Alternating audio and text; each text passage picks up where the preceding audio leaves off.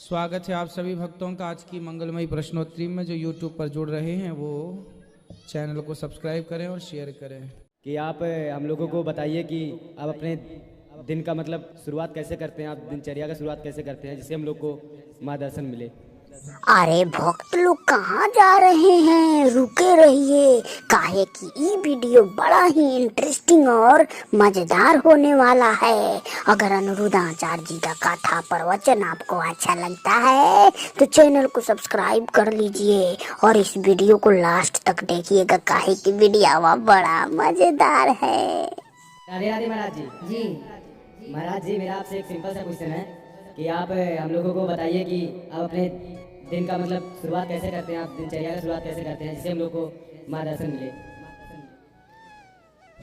सुबह जाग करके हम स्नान इत्यादि करके योग करते हैं ताकि लंबा टाइम आपको स्वस्थ रहना है, बीमारियों से परेशान नहीं होना। तो आपको अभी से युवावस्था से ही, जवानी से ही योग अभ्यास करना स्टार्ट कर देना चाहिए, जो जीवन के अंतिम क्षण तक चलते रहें। तो नित्य योग करना चाहिए। योग में सूर्य नमस्कार आप कर सकते हैं, कुछ प्राणायाम है, मैं शीर्षासन भी करता हूँ। फिर इसके बाद योग के बाद पूजा, भगवान जी का हवन इत्यादि।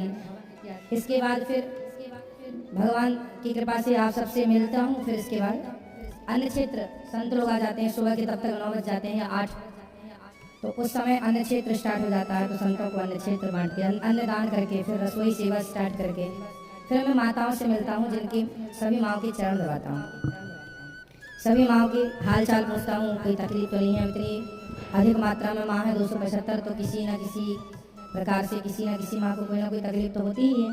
तो पूछता हूँ सबसे कि आप में से किसी को कोई तकलीफ तो नहीं है। जो तकलीफें होती हैं उनकी सुनता हूँ, तुरंत किसी को हॉस्पिटल की ज़रूरत है तो हॉस्पिटल, किसी को जिस चीज़ की आवश्यकता है उसे वो तुरंत उपलब्ध कराई जाती है। फिर आप सबसे मिलते मिलते गौशाला जाके गौ माता की सेवा, फिर इसके बाद भागवत 1 बज जाता है, तब तक भोजन प्रसादी करके फिर आपको कथा सुनाते हैं। कथा सुनाने के बाद फिर आपसे मिलते हैं और फिर मिलते मिलते ही टाइम हो जाता है, 7 बज जाते हैं, तो प्रश्नोत्तरी करते हैं। प्रश्नोत्तरी के बाद फिर आपसे मिलेंगे, आपसे में सबसे मिलते हैं, सबकी बातें सुनते समझते हैं, जिसके जितने काम आ सके हम। इसके बाद रात्रि होती है, फिर सो जाते हैं, फिर सवेरा हुआ फिर वही भगवान का चिंतन। धन्यवाद गुरु जी।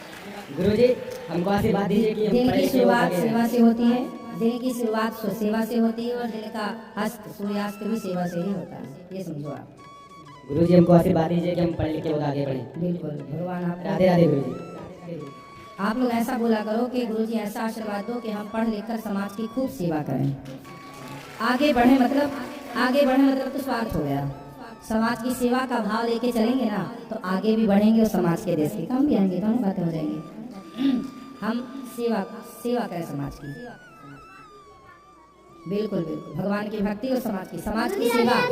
समाज की सेवा से बड़ी कोई भक्ति, कोई कितना भी भक्ति की परिभाषा दे, पर आप याद रखिएगा कि समाज की सेवा से बड़ी कोई भक्ति नहीं होती। जो सेवा करता है वही भक्ति कर रहा है, जो सेवा नहीं कर रहा है वो भक्ति नहीं है। माला जपना भक्ति ही, आप उसे भक्ति मानते हैं तो मानो, नाम जप अच्छा है, पर सबसे बड़ी भक्ति है सेवा। ये सेवा, अपने बच्चों को सेवक बनाओ, समाज का सेवक, समाज की सेवा करना सीखें, परिवार की सेवा करना सीखें, सेवा के संस्कार बो दीजिए। बिल्कुल बिल्कुल, खुश रहिए बैठिए।